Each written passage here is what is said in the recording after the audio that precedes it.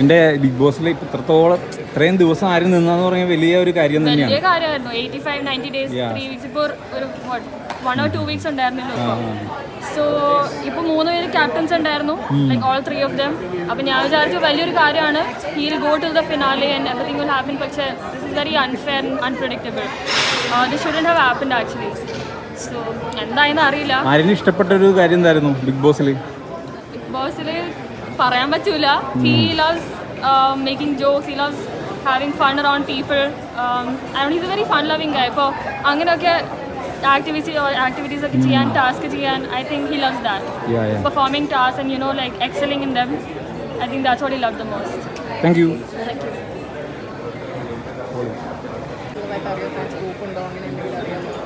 ആര്യനെ സ്നേഹിക്കുന്നവരൊക്കെ ഉണ്ടല്ലോ, അതുകൊണ്ടാണല്ലോ ഇത്രയും ദിവസം പിടിച്ചു നിന്നിട്ടുള്ളത്. ആര്യൻ്റെ ആ ഒരു ഫാൻസിൻ്റെ ഒരു ഇതുണ്ടാവും, ജനങ്ങളിൽ ആര്യൻ്റെ ആ ഒരു സ്വഭാവം ഇഷ്ടപ്പെടുന്നവരും ഉണ്ടാകും. അപ്പോൾ ആര്യം പുറത്തിറങ്ങി, ഇനി ആരെയായിരിക്കും നിങ്ങൾ സ്നേഹിക്കാൻ പോകുന്നത്? അനീഷേട്ടൻ നല്ലൊരു പ്ലെയറാണ്. അവിടെ ഒരു ഗ്രൂപ്പുകളിലേക്ക് പോവാത്തൊരാളാണ്. ഇനിയിപ്പോൾ എങ്ങനെ വരും എന്നൊന്നും നമുക്കറിയില്ല.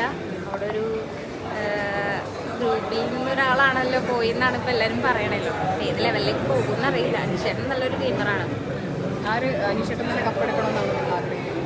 PR ഇല്ലാത്തത് കൊണ്ട് അനുമോൾ എടുക്കണം. PR-ൻ്റെ ഒരു രീതിയിൽ വെച്ച് നോക്കുമ്പോൾ അനുമോൾക്ക് വേണമെന്ന് ഞങ്ങളോട് താല്പര്യപ്പെടുന്നില്ല.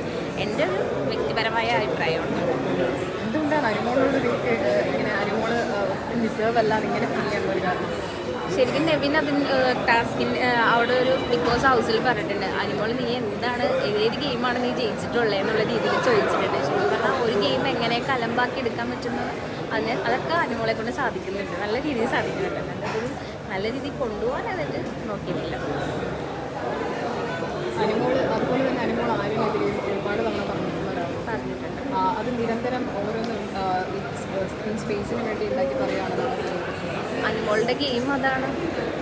അനുമോൾക്ക് സ്വന്തമായ ഒരു നിലപാടില്ല. എന്തെങ്കിലും കാര്യങ്ങളൊക്കെ കണ്ടുപിടിക്കുക, ഇതുപോലെ സദാചാരം കളിക്കുക, അതൊക്കെ അല്ലാണ്ട് വേറെ ഗെയിം എന്താ അവിടെ കളിച്ചിട്ടുള്ളതെന്ന് എനിക്കിതുവരെ തോന്നില്ല. ഞാൻ 24/7 കാണുന്ന ഒരാളാണ്. എനിക്കത് അങ്ങനെ ഫീൽ ചെയ്തിട്ടുള്ളൂ. ആരെങ്കിലും എന്തെങ്കിലും മാറ്റം വരുത്തിയെങ്കിൽ കുറച്ചുകൂടി നിൽക്കാൻ പറ്റുമായിരുന്നു.